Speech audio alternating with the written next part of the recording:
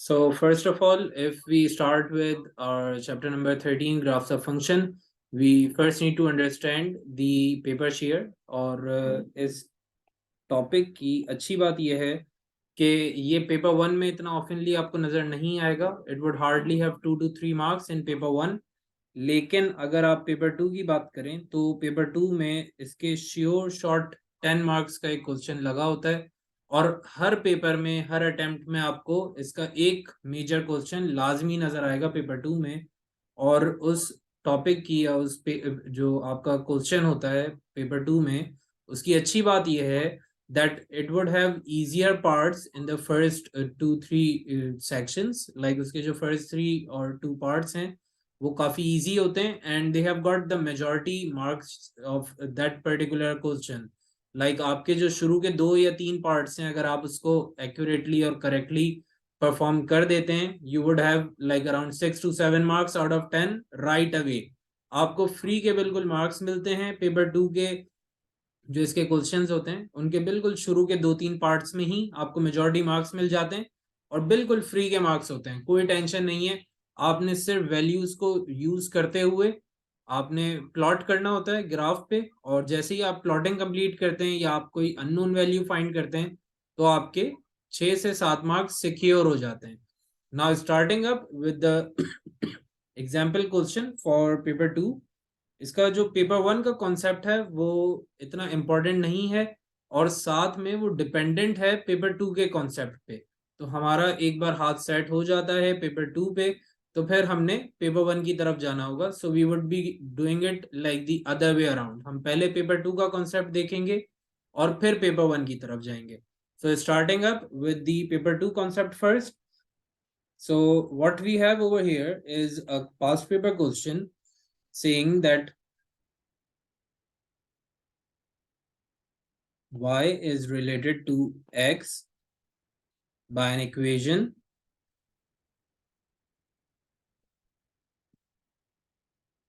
y is equals to 2x square plus 7. अब ये हमारे पास एक इक्वेशन है which is relating y and x together. और इस इक्वेशन के बाद हमें गिवन है एक टेबल like this. तो कुछ इस तरीके से आपके पास आ जाएगा एक टेबल और इस टेबल के अंदर कुछ वैल्यूज पहले से गिवन होंगी और कुछ वैल्यूज आपने फाइंड करनी होंगी.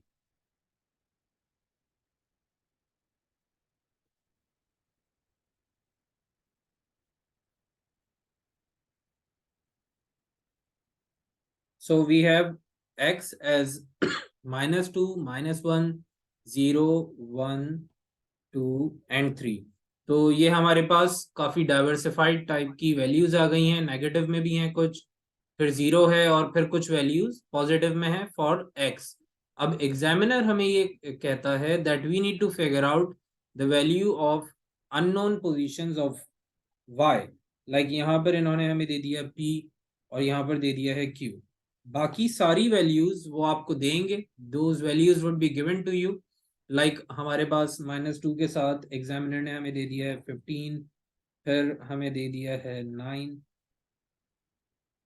then we have 9 again and then we have 25. तो कुछ इस तरीके से हमारे पास टेबल गिवन होगा. अब बिल्कुल फर्स्ट पार्ट में जो पार्ट ए होगा वहां पे एग्जामिनर आपसे कहेंगे that you need to find P and Q. The examiner would say that we need to find P and Q. तो P और Q हमें करना है फाइंड. और इस पर्टिकुलर पार्ट पे या इस पर्टिकुलर टाइप के क्वेश्चन पे आपको राइट अवे 2 मार्क्स मिलते हैं एग्जामिनर से.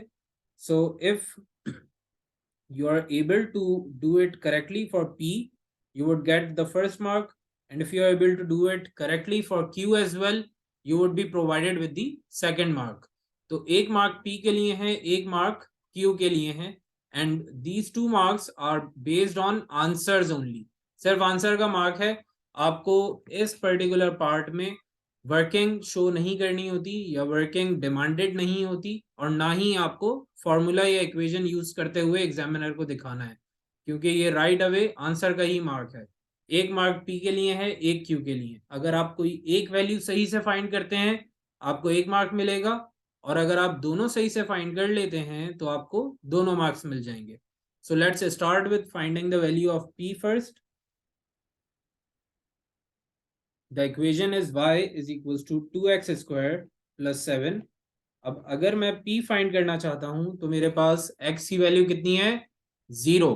सो I will just substitute the value of x in this particular equation और हमारे पास इक्वेशन बन जाएगी as y is equals to 2 with 0 square plus 7. तो ये हमारे पास बन जाएगा 0 times 2 plus 7 which will return you an answer of 7.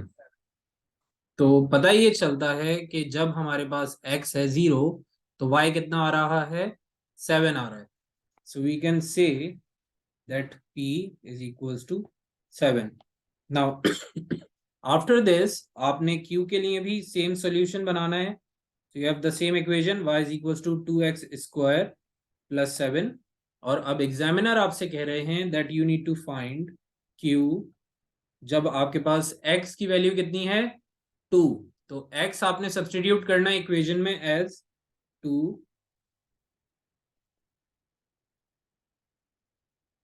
With a square plus 7. तो अब 2 स्क्वायर हमारे पास हो जाता है 4 multiplied with 2 will return you 8 और आप साथ में कर देंगे प्लस 7. फाइनल आंसर आपका बन जाएगा 15. So we can say that q is equals to 15. तो एक मार्क आपका बना है p फाइंड करने पे और दूसरा मार्क आपका बन रहा है q फाइंड करने पे. तो कुछ इस तरीके से आपको 2 मार्क्स मिल जाते हैं right away in the very first part. I hope this is like very easy for you people क्योंकि आप लोग अलजेब्रा कर चुके हैं. अलजेब्रा में फाइंडिंग अननोन हमने किया है तो बिल्कुल वही कॉन्सेप्ट हम यहाँ पर यूज कर रहे हैं. We have got one variable with its value. दूसरा वेरिएबल फिर हमने करना है फाइंड. इक्वेशन हमें ऑलरेडी गिवन है. अब ये हो गया है हमारा पार्ट ए कंप्लीट. तो अब आ जाते हैं पार्ट बी की तरफ.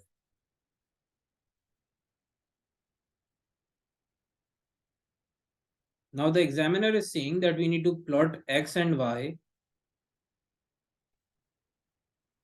with x in the range of -2 until 3. तो x की हमें रेंज गिवन है -2 से 3 तक और साथ में y की भी हमें रेंज गिवन है from 0 till 30.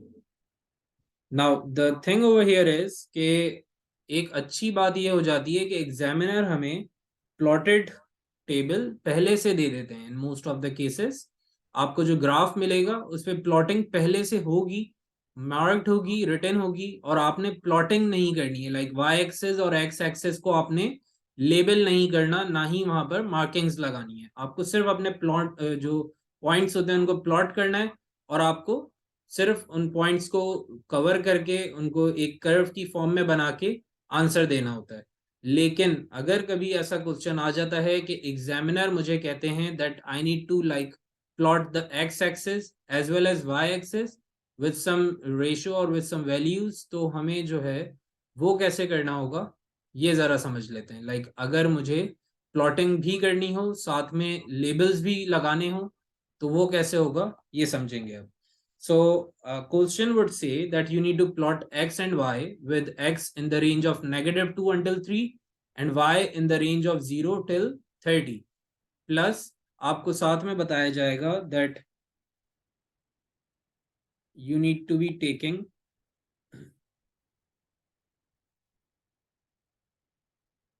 2 units on 4 boxes,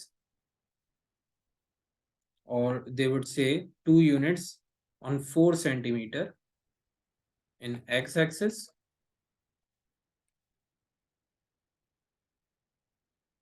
and 5 units on 1 box. Box की जगह पे वो सेंटीमीटर भी लिख सकते हैं. So we can write centimetre as well. 5 units on 1 centimetre in y axes. अब इसके लिए हमें चाहिए होगा एक proper graph sheet. So I just make up a graph over here. Now this is my graph paper. अब मैंने सबसे पहले लेबल लगाना है एक्स एक्सिस और वाई एक्सिस का, तो मुझे ये समझ में आना चाहिए that what are my ranges. So x is from -2 until +3. तो मेरे पास एक्स जो है वो नेगेटिव एक्सिस पर भी होगा और पॉजिटिव एक्सिस पर भी होगा. So I will use X axis from negative as well as positive side. जबकि अगर हम y को चेक करें तो y की वैल्यूज सब वैल्यूज पॉजिटिव में ही है. और यहाँ पर भी अगर आप देखें तो y की रेंज आपको 0 से 30 तक गिवन है. So you don't need to be in negative y axis. तो आपने सिर्फ पॉजिटिव y एक्सिस ड्रॉ करना है, जबकि x एक्सिस नेगेटिव में भी होना चाहिए. अब x एक्सिस आपका होता है हॉरिजॉन्टल और y एक्सिस होता है vertical. So this one right over here is your y axis and this one is your x axis. Left side पे आपका नेगेटिव एक्स होता है और राइट साइड पे पॉजिटिव एक्स होता है.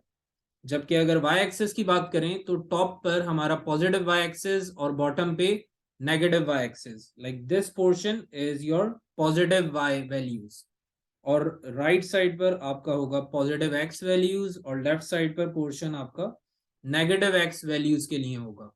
सो once you are clear with the positioning, तो अब आ जाते हैं जरा प्लॉटिंग की तरफ. सबसे पहले आपको वैल्यूज सेट करनी होती हैं. यहाँ पर the examiner has told you that you need to put 2 units on 4 centimetre. 2 units on 4 centimetre.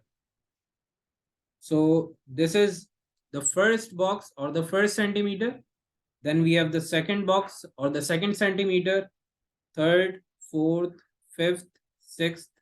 और इस तरीके से आप अपने लेबल्स लगाते हुए चले जाएंगे on both the positive and negative x axis. You'll do the same with your y axis as well. और y axis में भी आपने कुछ सेम ही काम करना है. So you would put marks on every single box like this.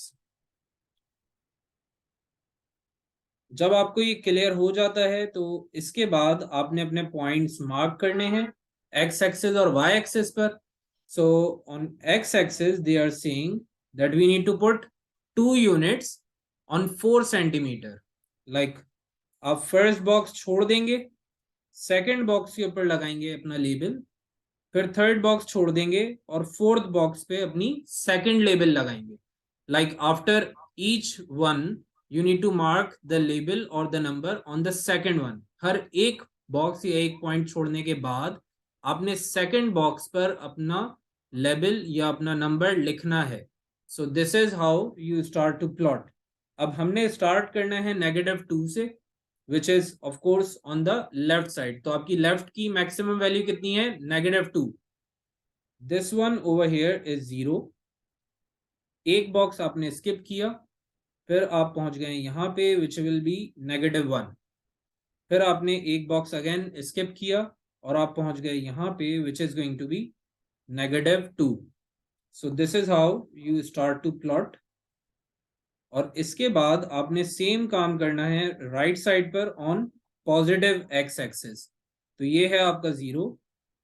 You will skip a box and then mark a label over here जो कि हमारा 1 हो जाएगा. Then I will skip one more and put up a point over here as 2.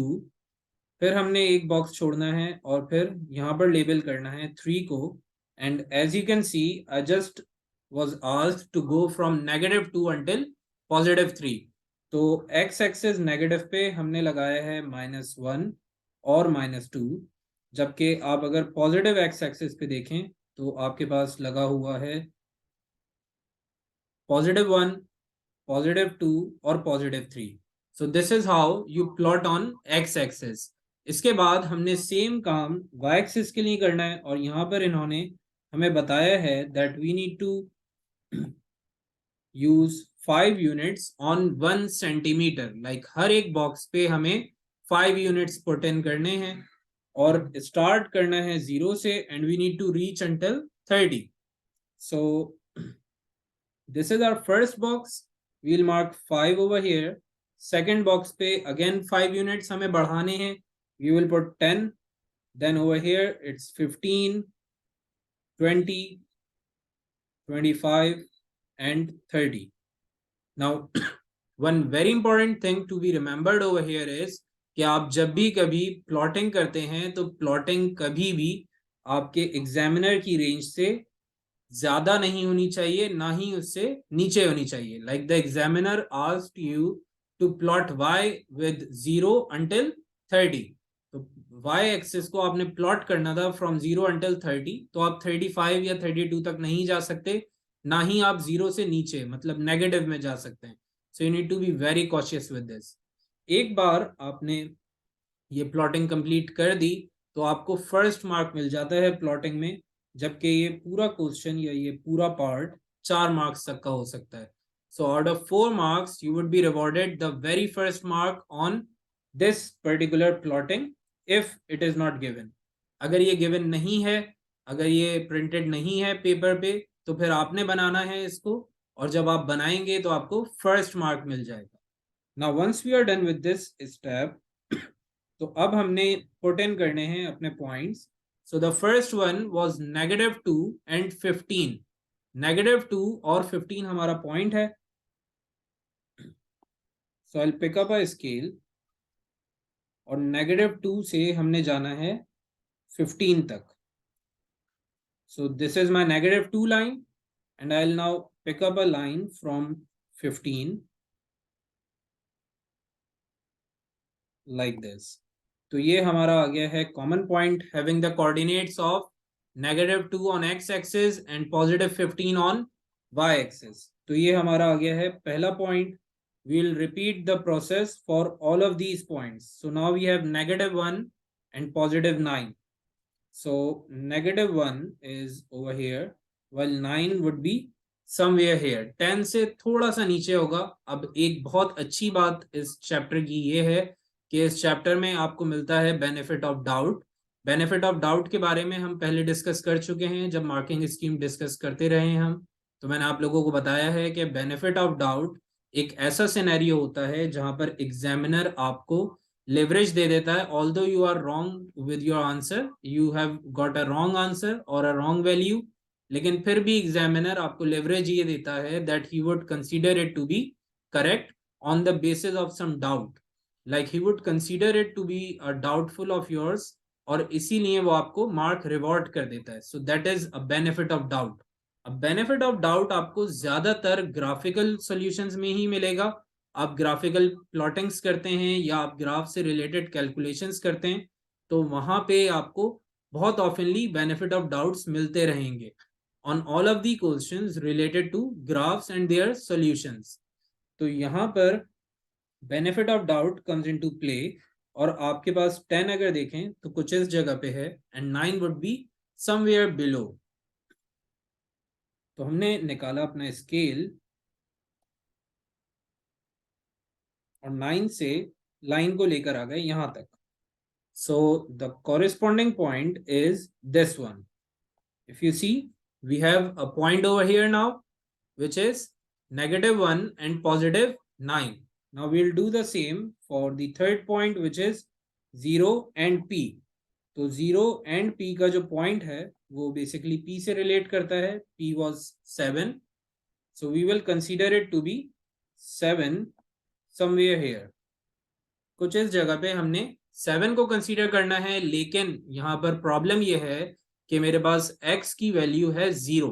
The value I have got for x is 0, so I will consider it to be on the y axis. अब ये बहुत ही important एक concept है, आप लोगों ने याद रखना है कि अगर आप कभी ऐसी सिचुएशन में हो when you are dealing with something of 0 on x axis और y एक्सिस, तो आपकी जो ऑपोजिट एक्सिस होती है वहां पे करना होता है अपने पॉइंट को mark. I will explain this in detail. आपके पास जैसे यहाँ पे इस पर्टिकुलर केस में कोऑर्डिनेट था 0,7, so the x coordinate was 0. तो आपने ऑपोजिट एक्सिस यानी कि y एक्सिस पे मार्क करना है अपना point at the given coordinate. तो आपका y कोऑर्डिनेट कितना है? इट्स 7 है ये. तो आपने y एक्सिस पे 7 की जगह पे 7 की पोजीशन पे अपना पॉइंट करना है लेबल, और उसके बाद मूव कर जाना है on to the next coordinate which is 1, 9 again. तो अब 1,9 आ गया है which is going to be somewhere here, कुछ इस जगह पे होगा हमारा 1,9। पहले हमने -1,9 प्लॉट किया था, अब हम कर रहे हैं +1 और +9। Then we have 2,15 which is going to be over here, और फिर हमारे पास आ जाता है 3 and 25। तो 3 हमारे पास कुछ इस जगह पे है और 25 यहाँ पे है, so it would come up somewhere here. Now once we are done with this, तो अब हमने करनी है इसकी प्लॉटिंग। लेकिन आपको ये पता होना चाहिए कि अभी तक आप कितने मार्क्स यहाँ पर गेन कर चुके हैं। तो सबसे पहला मार्क आपका था प्लॉटिंग से related, so it was related to the plot. जो आपने पॉइंट्स मार्क किए थे, जो आपने y एक्सिस और x एक्सिस लेबल किया था, that was your first mark. फिर आपको सेकंड और थर्ड मार्क मिलता है पॉइंट्स पर। So once you are done with the points, like we have marked all of these points on the correct locations, correct positions, तो हमें मिल जाएंगे 2 marks और। So we would have our second and the third mark on the labeling of points. अगर आप एक point गलत mark करते हैं तो आपको मिलेंगे सिर्फ सेकंड मार्क और थर्ड मार्क डिडक्ट हो जाएगा। तो अगर आपको ये दोनों मार्क्स गेन करने हैं तो आपके सारे पॉइंट्स ठीक होने चाहिए। अगर एक पॉइंट भी गलत हो जाता है तो आपका एक मार्क डिडक्ट हो जाएगा। So the third and the second mark are given on points, and the last one, the fourth one, is given on the curve. तो आपका फोर्थ मार्क होता है कर्व से रिलेटेड। और इस पार्ट के लिए सबसे ज्यादा स्टूडेंट्स गलती करते हैं, that they don't use a sharped pencil. तो आपने ब्लंट पेंसिल ने भी यूज नहीं करनी है, you need to use a sharp needled pencil. बहुत ही शार्प होनी चाहिए pencil, and you should complete the curve with a smooth free hand drawing. Scale use नहीं करना है, फ्री हैंड कंप्लीट करना है इसे आपने, और बिल्कुल शार्प पेंसिल के साथ करेंगे, so that you have the most accurate possible curve. तो आपका जो कर्व है वो फ्री हैंड जाएगा, and it would look something like this. Now there is a position के आप मैक्सिमम पॉइंट तक जाने के बाद अपने ग्राफ को या अपने कर्व को एक्सटेंड करते हैं या नहीं। So that is completely your choice. If you wish to like extend it further, आप थोड़ा सा एक्सटेंड कर सकते हैं, ऑल्दो इसकी जरूरत नहीं है, ना ही इससे आपको कोई मार्क्स मिलेंगे और ना ही इसको एक्सटेंड करने से आपके मार्क्स कटेंगे। So it's completely your choice. अगर आप चाहें तो एक्सटेंड कर सकते हैं थोड़ा सा आगे, और आप चाहें तो बिल्कुल पॉइंट पर लाकर भी ड्रॉप कर सकते हैं अपने कर्व को। सो आई वुड पर्सनली सजेस्ट कि आप अपने मैक्सिमम पॉइंट और मिनिमम पॉइंट्स के पहुंचने तक अपने कर्व को एंड कर दें, and do not extend it further, because it may lead to some misconceptions or confusions later on. कुछ आगे के parts में confusions create हो सकती हैं। So to be like vigilant with that, you don't need to extend your curves ahead of your points. तो आपने points तक ले जाने के बाद जब अपना curve किया है complete, तो आपको fourth mark भी allot हो चुका है। You have been rewarded with the fourth mark as well. तो यहाँ पे आपके 6 marks हो गए हैं complete. The first one was over here, और कभी कभार ये 2 मार्क्स के लिए आता है, so you would have your 2 marks over here. 1 mark के लिए ये पार्ट लाजमी आएगा, कुछ केसेस में 2 मार्क्स के लिए भी आ जाता है। So you would have your 2 marks in the first part, then your 4 marks in the second part. The latter part would always have 4 marks. बहुत रेयरली आपको 3 मार्क्स का नजर आएगा ये, वरना यूजुअली ये 4 मार्क्स का ही आता है। Now once we are done with this, तो अब हमने चलना है नेक्स्ट पार्ट की तरफ, which was related to finding the unknown value. Like the examiner would say that find x when y is equals to 20 and find y when x is equals to 2.5, or let's make it sorry, make it 1.5. तो इस part पे आपको मिलते हैं मजीद 2 marks. अच्छी बात यह है कि ये पार्ट भी लाजमी आएगा पेपर में, कभी ऐसा नहीं हुआ है कि पार्ट सी इन्होंने स्किप कर दिया हो।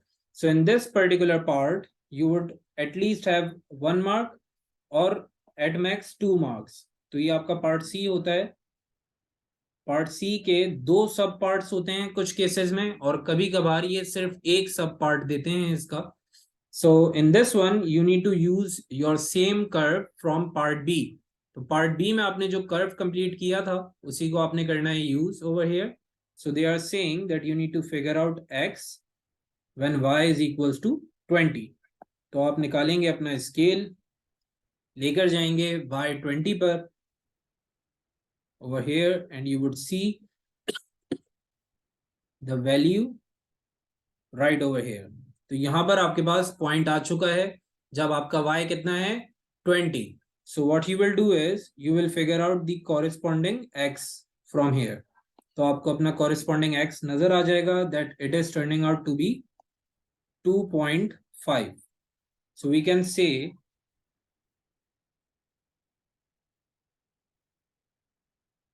that when y is 20, so x is turning out to be 2.5. Now over here once you are done with finding the first value, तो आपको first mark reward हो जाता है, and as soon as you are done with the second value तो आपको second mark भी reward हो जाएगा।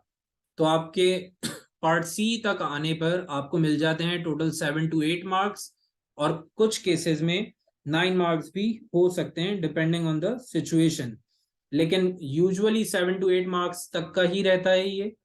पार्ट C2 मैं जरा कंप्लीट कर देता हूं। It is asking you to find the value of y when x is equals to 1.5। तो x हमारे पास 1.5 है कुछ इस जगह पे, इट्स राइट ओवर हियर। तो ये हमारा x 1.5 था। We have got the point where it is coinciding with the curve. We will figure out the corresponding y point. तो हमारे पास कॉरेस्पॉन्डिंग y पॉइंट आ जाएगा कुछ इस जगह पे। Now again this is not a clear answer, it's not a clear value because it's somewhere above 10, so we can either consider it to be 11, 11.5 or 12. Now since I'm not having a graph with smaller boxes जहां पर आपके सब boxes भी होते हैं, एक large box होगा और उसके अंदर 10 स्मॉल बॉक्सेस होंगे, I am not having that particular graph sheet over here. So I'm just like getting all of these answers on slight estimates. तो कुछ थोड़ा बहुत हम estimate कर रहे हैं यहाँ पर. Since you would be having a proper graph paper, तो आप लोगों ने कोशिश ये करनी है that you try and figure out the most closest possible answer. लेकिन फिर भी हमारे पास एक range होती है ग्राफ में, because each and every single student would plot the graph slightly differently. Like कुछ students ग्राफ को ऐसे बनाते हैं, कुछ स्टूडेंट्स का वही ग्राफ ऐसे चला जाएगा, और some of them might create it like this. So all of the students would create some different pattern on the curve. तो हमारे पास एक रेंज होती है आंसर्स की. So there is nothing to be worried about कि sir अगर मेरा graph जो है वो एक्यूरेट नहीं बनता है तो मुझे मार्क्स नहीं मिलेंगे, ऐसा बिल्कुल भी नहीं है. आपका ग्राफ थोड़ा सा अगर फ्लक्चुएट भी करता है तो आपको मार्क्स मिल जाते हैं. ऑल्दो कि अगर ग्राफ ऐसे बनाना है और आप कुछ ऐसा बनाकर आ गए तो फिर मार्क्स नहीं मिलेंगे. फिर मेरी कोई गारंटी नहीं है कहीं आप कहें कि सर मैंने तो ग्राफ बनाया था मार्क्स नहीं मिले. तो ग्राफ बनाना है, लेकिन ग्राफ को ही बनाना है, एग्जामिनर को नहीं बनाना है. ठीक है. तो कोशिश ये करनी है कि जहां तक ग्राफ पॉसिबल हो सके एक्यूरेटली बनाएं. थोड़ा सा डाइवर्जन हो सकती है.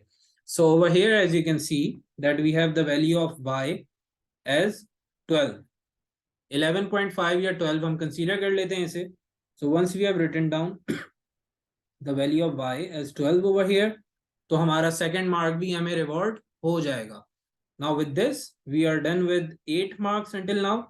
लेकिन कुछ केसेस में ये 7 मार्क्स भी हो सकते हैं और 9 मार्क्स भी हो सकते हैं. Like the examiner could change the pattern of this particular question, or वो फर्स्ट पार्ट को 1 मार्क का कर देंगे, सेकंड पार्ट 4 मार्क्स का रहता है यूजुअली, इसके मार्क्स आगे पीछे नहीं होते, और फिर थर्ड पार्ट को वो 2 मार्क्स के लिए कर सकते हैं. So that would add up to 1, 4 and 2 which makes up 7 marks. तो आपके 3 पार्ट 7 मार्क्स भी रख सकते हैं और 9 मार्क्स भी रख सकते हैं.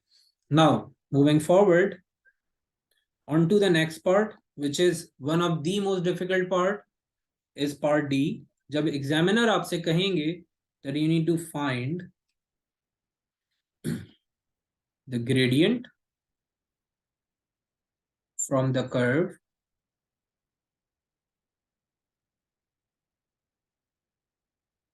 at x is equals to 1.5. Now this one is a bit difficult. ज्यादातर स्टूडेंट्स इसमें गलती करके आते हैं. पार्ट डी यूजुअली 1 से 2 मार्क्स का रहता है. So if it is for 2 marks, the first mark would be for the formula and the second mark would be for the answer. तो आपको 2 मार्क्स इस तरीके से अलॉट होते हैं. अब ग्रेडियंट फाइंड कैसे किया जाएगा ये जरा समझ लेते हैं. ग्रेडियंट के फॉर्मूला की डिटेल में मैं नहीं जा रहा हूं. We have already discuss that in chapter number 6 coordinate geometry. आप रिकॉर्डिंग भी चेक कर सकते हैं, साथ में आप लोगों को नोट्स भी दे दिए गए थे फॉर दैट पर्टिकुलर चैप्टर. आप उस चैप्टर की तरफ रिवर्ट करके फॉर्मूला समझ सकते हैं, डिटेल भी समझ सकते हैं. अब आ जाते हैं कोऑर्डिनेट्स यूज करके ग्रेडियंट फाइंड करने पर. एग्जामिनर ने मुझे कहा that I need to figure out the gradient of this curve. I need to figure out the gradient of this curve at x 1.5. x कितना रखना है मैंने? 1.5 रखना है. So I will put x as 1.5 right over here. Now the problem is के मैंने जो coordinate geometry में ग्रेडियंट समझा था वो तो रिलेट करता था स्ट्रेट लाइन से. We used to deal with straight lines over there. लेकिन अब हमारे पास कर्व से रिलेटेड क्वेश्चन आ गया है. तो इस पर्टिकुलर टाइप के क्वेश्चन में हम क्या करेंगे? हम कुछ भी नहीं करेंगे, एक टेंजेंट मार्क कर देंगे. टेंजेंट क्या चीज होती है? अब टेंजेंट किस बला का नाम है? टेंजेंट बेसिकली एक ऐसी लाइन होती है जो किसी भी चीज को, किसी भी ऑब्जेक्ट को या किसी भी कर्व को एक पर्टिकुलर पॉइंट पे टच करते हुए चली जाए. टच करना लाजमी है. टच के अलावा कुछ और अगर हुआ, कट हो गया लाइन या टच भी नहीं हुआ, तो हम टेंजेंट कंसीडर उसे नहीं करेंगे. So that only needs to be touching a point. Touching a point, cutting नहीं होगा, मूविंग पास बाय नहीं होगा, सिर्फ टचिंग ही होगा. Like if I have a curve over here and I need to make up a tangent at this particular point, तो tangent ऐसे नहीं हो सकता. ये तो हमने एक स्ट्रेट लाइन से कट थ्रू करवा दिया है. That's not a tangent. And the tangent would not be like this as well. Now they are not touching by, they are just passing by together और पासिंग बाय वन अनदर. तो ये भी एक proper tangent नहीं है. एक proper tangent कुछ इस तरीके से होता है that it would touch the point at the given position. If you see, curve को उसी पर्टिकुलर पॉइंट पर हमारा टेंजेंट जो हमारी एक स्ट्रेट लाइन थी वो टच करते हुए चली गई है. So this is a proper tangent while the first two were not the proper tangent. Tangent होने के लिए टच करना जरूरी है, कट नहीं होना चाहिए, पास बाय भी नहीं होना चाहिए. So now come to this particular curve. यहां पर आपने यूज करना है अपना scale. Now this orange point over here should be passed through like this. ये हमारा बन गया अब टेंजेंट. और इस टेंजेंट की एक्यूरेसी भी वेरी करेगी depending on your curve and your plottings. तो आपकी जैसे प्लॉटिंग्स वेरिएट कर रही थी, मैंने आपको बताया पिछले पार्ट्स में that the plottings would definitely variate. तो वैसे ही आपके जो कर्व्स हैं वो भी वेरिएट करेंगे and your tangents would also variate. तो यहाँ पर भी बेनिफिट ऑफ डाउट खुल के चलता है और एग्जामिनर खुल के खुश होके मार्क्स देते हैं. कोई टेंशन नहीं है, आपके मार्क्स कटने के चांसेस बहुत कम है. Now coming to this particular tangent concept, आपने यूज करने हैं अपने coordinates. So we will pick up 2 points from this particular tangent. एक हमारे पास है 1.5 और x है हमारे पास 12 सॉरी y है 12 और x 1.5. एक कोऑर्डिनेट तो आ गया है. ये वाला, this one, it's 1.5 on x and 12 on y। दूसरा कोऑर्डिनेट आप अपनी मर्जी से चूज कर सकते हैं, but it should particularly B lying on the tangent. Tangent पे ही लाई करना चाहिए, और टेंजेंट पर लाई करने वाला ही पॉइंट यूज करेंगे, कोई और पॉइंट यूज नहीं कर सकते। फर्स्ट पॉइंट कंपलसरी है, जहां पर उन्होंने x मार्क करवाया था आपको 1.5, आपने वही पॉइंट यूज करना है। तो फर्स्ट पॉइंट तो फिक्स्ड है, सेकंड पॉइंट आपकी चॉइस पर है, but it should also lie on the tangent. Tangent पे लाई करना कंपलसरी है। So I can pick up this point over here, मैं ये पॉइंट पिक कर सकता हूं, which is having 3 on x and 20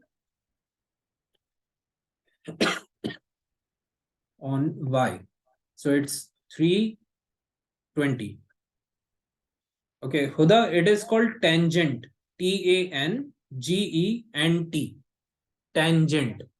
तो हमारे पास टेंजेंट में से पिक हो गए हैं दो कोऑर्डिनेट्स।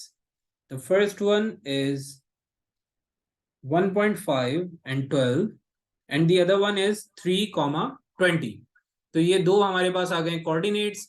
अब आपने यूज करना है ग्रेडियंट का फॉर्मूला, जो कि आप लोगों को पहले से याद होना चाहिए।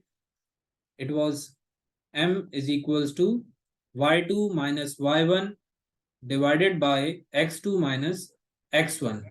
अब कोऑर्डिनेट्स मेथड लिख देता हूं, आप लोगों ने करना है फाइंड ग्रेडियंट को और मुझे बताना है answer. It is 1.5 and 12 and 3 and 20। तो ये हमारे पास दो कोऑर्डिनेट्स आ गए हैं। I have got the formula, I have got the coordinates, I just need to figure out the gradient.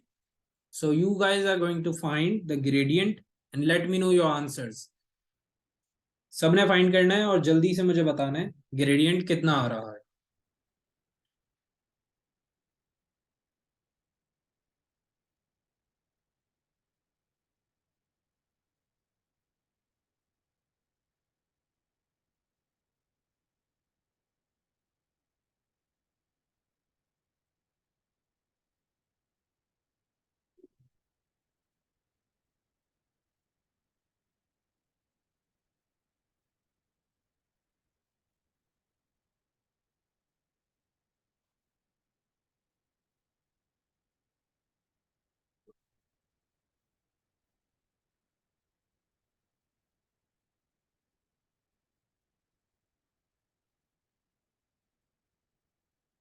जी, तो ग्रेडियंट हो गया find.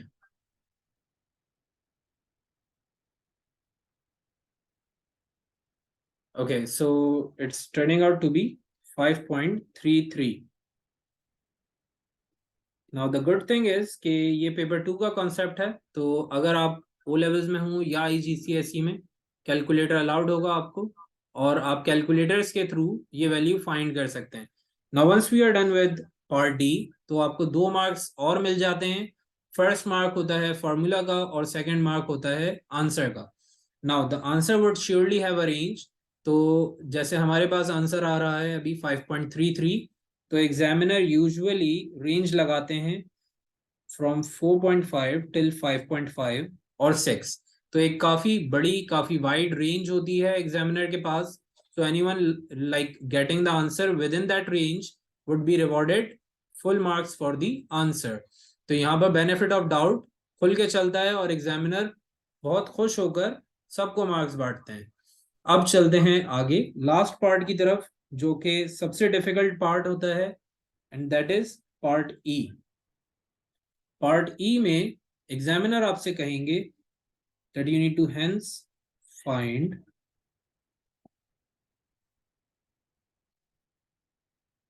The value of 2x square plus 7 is equals to 0। अब यहां पर एग्जामिनर हमें कह रहे हैं that we need to figure out the value of 2x square plus 7 is equals to 0। या इसको थोड़ा सा और मुश्किल कर लेते हैं, let's make it 2x square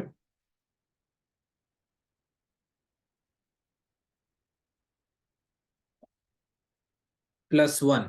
इसको प्लस 1 कर लेते हैं and now what the examiner wants me to do is he wants me to figure out the value of 2x square plus 1 is equals to 0. लेकिन इन्होंने एक term use की है which is hence. Hence से related मैंने आप लोगों को बताया था that whenever you see this particular word hence you need to be cautious over there, क्योंकि उस पर्टिकुलर आंसर के लिए आपको प्रीवियस आंसर्स में से किसी को यूज करना होता है. So over here we have got the condition of hence and we need to figure out the answer for 2x square plus 1 is equals to 0. तो इस पर्टिकुलर इक्वेशन के लिए मुझे आंसर फाइंड करना है, लेकिन hence की टर्म लगी हुई है. तो मैं क्या करूंगा, मैं सबसे पहले अपनी ओरिजिनल इक्वेशन लिखूंगा नीचे. The original equation was y is equals to 2x square plus 7. So I'm just going to pick that up and write it over here. It was y is equals to 2x square plus 7. Now the thing over here is कि आपके पास जो equation है वो almost same ही दिख रही है. If you compare you have 2x square in both of them, you have something being added up. जैसे यहाँ पर हमारे पास लिखा है +1 और यहाँ लिखा है +7. So what we need to do is we need to make up the remaining equation same as well. हमें बाकी इक्वेशन को भी सेम बनाना होता है. So what we will do is we will pick up our equation from this particular part which is 2x square plus 1 is equals to 0. और अब हम 2x square plus 7 जैसा ही इस इक्वेशन को भी बनाएंगे. So what we will do is we will make up +7 over here.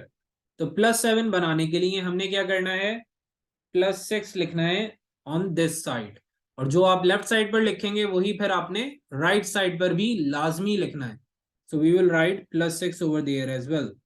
तो आपके पास बन जाएगा 2x square plus 7 is equals to 6. Now if you compare, तो आपकी दोनों ही equations, the initial equation as well as the new equation जो आपने थोड़ी सी ट्रांसफॉर्मेशन के बाद प्रोड्यूस की है, ये दोनों ही सेम हो गई हैं on the left hand side. Left hand side पर ये सेम हो चुकी हैं और राइट साइड पर आपको नजर आ रहा है y और 6. तो आप कह सकते हैं that now it is y is equal to 6. अब हम जाएंगे अपने ग्राफ की तरफ और हमने फिगर आउट करनी है y6 पर वैल्यू. So we have our graph over here. y6 would be somewhere around here और हमारे पास आंसर आ जाएगा right from this side. It's almost 0.5 और 0.6.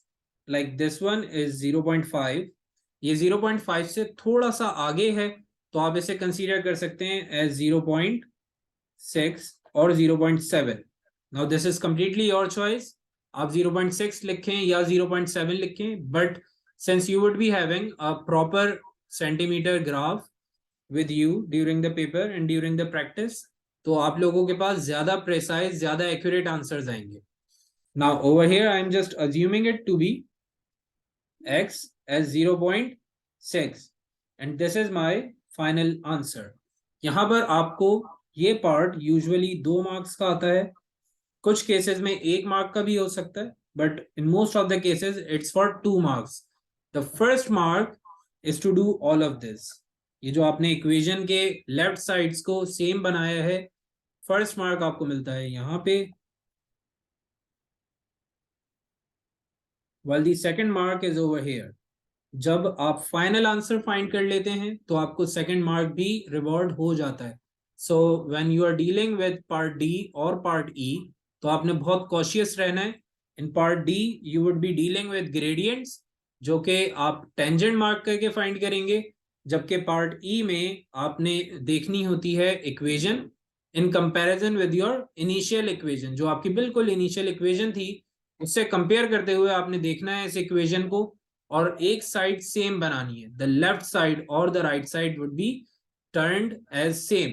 तो आप यूजुअली एक्स वाली जो साइड होगी उसको सेम बनाएंगे and then you would understand कि आपके राइट साइड पर y और एक वैल्यू आ जाती है. Like over here we were having 6 and y on the right sides, so we made up y is equal to 6। फिर हमने ग्राफ में जाकर अपने पुराने कर्व से y इज इक्वल टू 6 के अगेंस्ट में x की वैल्यू कर ली है find, and that is how we deal with paper 2 questions of graphs of function. तो नेक्स्ट क्लास में हमने इंशाल्लाह इस टॉपिक को फर्दर कैरी करना है। एक क्वेश्चन हम साथ मिलकर करेंगे इंशाल्लाह नेक्स्ट क्लास में, और उसके बाद कोशिश करेंगे कि पेपर 1 का कॉन्सेप्ट भी नेक्स्ट क्लास में ही रैप अप हो जाए। सो इंशाल्लाह by the next class we will be done with this chapter. साथ में इसके पास्ट पेपर क्वेश्चंस भी हम कर चुके होंगे। So that's a wrap for today, but before leaving I need a confirmation from you. Are you perfectly clear? किसी को कोई प्रॉब्लम, कोई query? Yes, any one of you having any sort of queries? या आज जो पढ़ा है सब क्लियर है?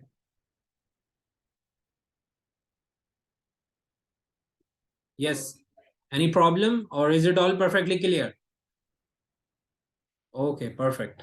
तो ठीक है, फिर इंशाल्लाह आप लोगों से फ्राइडे को एक्स्ट्रा क्लास में मुलाकात होगी, और फिर संडे को रेगुलर क्लास में इस चैप्टर को हम करेंगे complete. See you then, take care, अल्लाह हाफिज।